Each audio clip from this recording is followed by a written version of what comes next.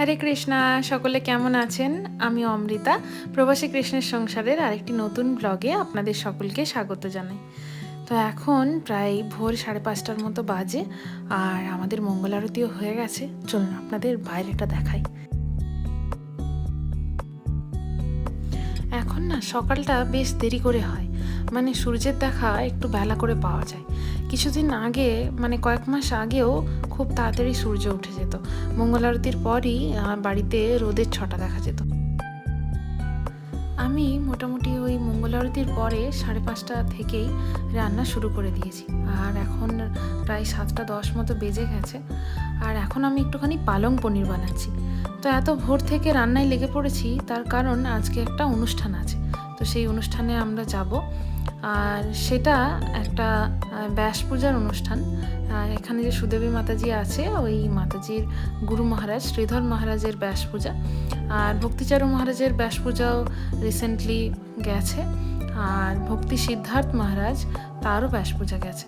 তো ব্যাস পূজা অর্থাৎ সেই সমস্ত মহারাজদের বার্থডে বা জন্মদিন বা আবির্ভাব তিথি যাই বলুন না কেন, তো সেই দিনগুলোকে আমরা ব্যাস পূজা হিসেবে সেলিব্রেট করি, এবং গুরু মহারাজদের ফেভারিট যে সমস্ত খাবার দাবার সেইগুলোকে ভগবানকে অফার করে সেই প্রসাদগুলো গুরু মহারাজদের দিই।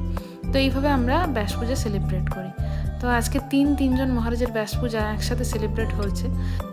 এই তিনজন গুরু মহারাজের জন্মদিন প্রায় কাছাকাছি, তো সেই জন্য একসাথেই সেলিব্রেট করা হচ্ছে। কারণ আলাদা আলাদা করে সেলিব্রেট করতে গেলে সেটা একটুখানি সমস্যা। তো সেই জন্য সমস্ত ভক্তরা মিলে এই উইকেন্ডে একটা দিন ঠিক করে একটা খুব সুন্দর জায়গা, সেখানে ওপেন স্পেস আর কি, সেখানে সেলিব্রেট করবে।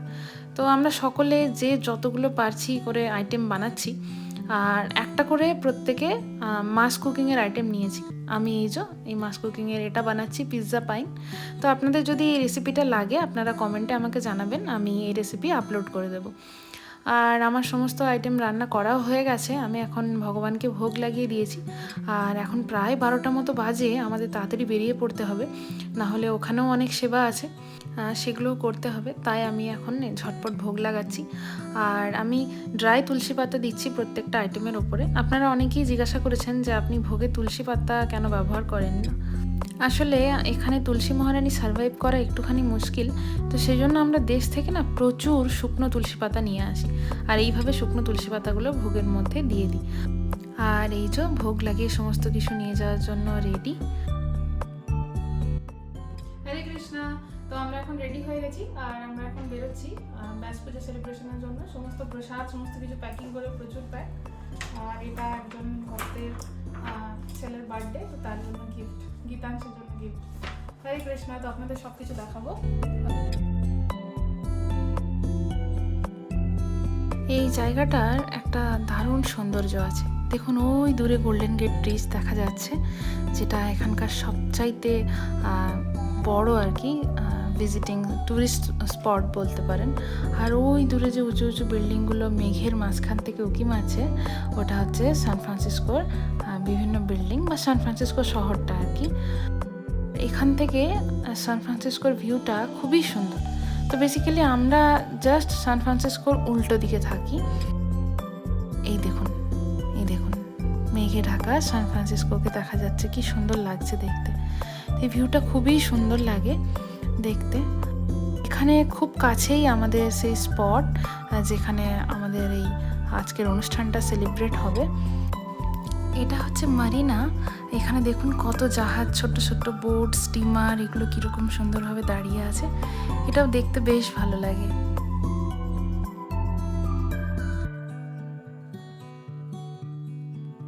সমুদ্রের তীরে এটা আমাদের আজকে ব্যাস পূজা সেলিব্রেশনের জায়গা। আর এই জায়গাটাতে প্রত্যেকটা টেবিলে আমরা একটা করে ব্যাগ রেখে জায়গাটা দখল করে নিয়েছি। তো ইউএসএ এরকম বিভিন্ন জায়গাতে পিকনিক এরিয়া বানানো থাকে, আর এরকম টেবিল থাকে। আর কোথাও কোথাও সেই টেবিলগুলো বুকিং করতে হয় অনলাইনে, আর কোথাও কোথাও সেগুলো আনঅফিসিয়ালি এরকম আগে থেকে গিয়ে জায়গাটা রিজার্ভ করে নিলেই হয়ে যায়। তো বেসিক্যালি এই জায়গাটাও এরকম একটা আনরিজার্ভ স্পট। তো তো এখানে অনলাইনে কোনো বুকিং করতে হয় না, তাই আমরা আগে ভাগে এসে জায়গাটা দখল করে নিয়েছি। যেরকম ঠিক ট্রেনে বাসে আমরা দেশে করতাম, রুমাল ব্যাগ রেখে জায়গা দখল, ঠিক সেরকমই খানিকটা। তো জায়গাটা মোটামুটি নিয়ে নিয়েছি, আর এবার ধীরে ধীরে আমরা জায়গাটাকে সাজাতে শুরু করব ব্যাস পূজার জন্য।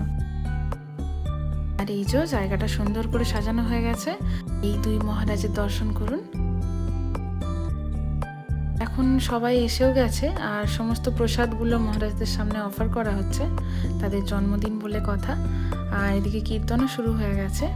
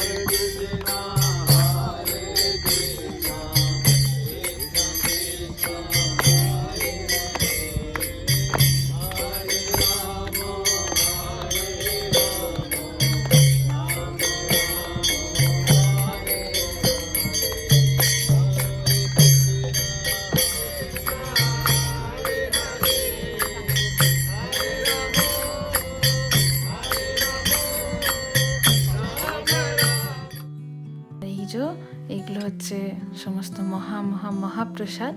আপনারা মহাপ্রসাদের দর্শন করুন। আর সমস্ত আইটেমই প্রায় ইটালিয়ান, বেশিরভাগটা ইটালিয়ান, কারণ যেই মহারাজদের যা যা পছন্দ সেগুলো বানানো হয়েছে। যেরমটা সাধারণত আমাদের জন্মদিনে আমরা যা যা খেতে ভালোবাসি সেগুলো আমাদের দেওয়া হয়, সেগুলো আমাদের বানিয়ে দেওয়া হয়, ঠিক সেরকমই মহারাজরা যে যেটা পছন্দ করেন সেইগুলো বানানো হয়েছে।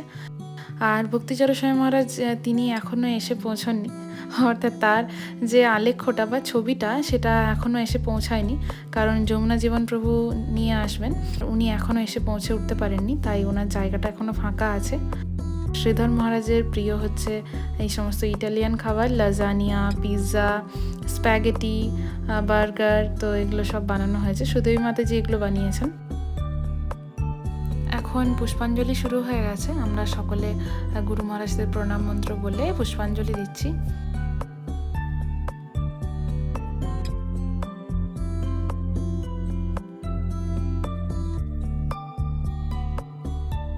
এখন গুরু পূজা হচ্ছে, আর অর্জুন প্রভু গুরু পূজা করছেন।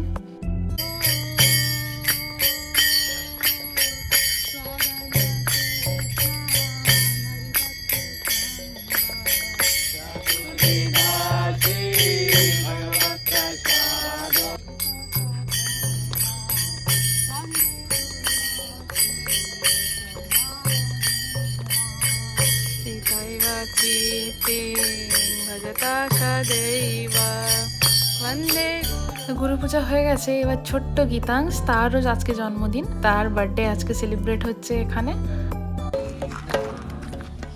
হরে কৃষ্ণ টু ইউ,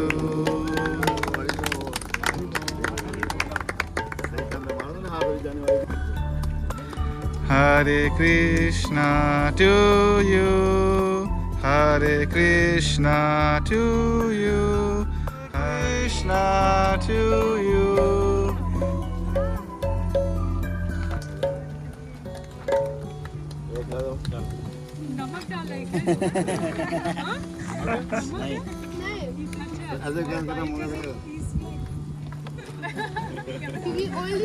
এবার প্রসাদ পাওয়ার পালা, তো আমরা প্রসাদ পেতে বসে পড়েছি। আর সকলেরই খুব খিদে পেয়ে গেছে, আর অনেক পদ তো, তাই যে যার মতো প্লেট সাজিয়ে বসে পড়েছি। প্রসাদ পাওয়ার শেষে এখন এবার এই সমস্ত প্রসাদকে গুছিয়ে নেওয়া হচ্ছে, যেগুলো বেঁচে গেছে সেগুলো যে যার মতো বাড়ি নিয়ে চলে যাচ্ছি।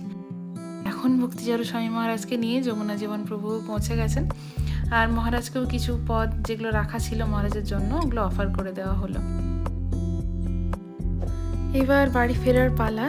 তো দেখা হচ্ছে আরও একটি নেক্সট ব্লগে। সকলে সুস্থ থাকবেন, ভালো থাকবেন। হরে কৃষ্ণা।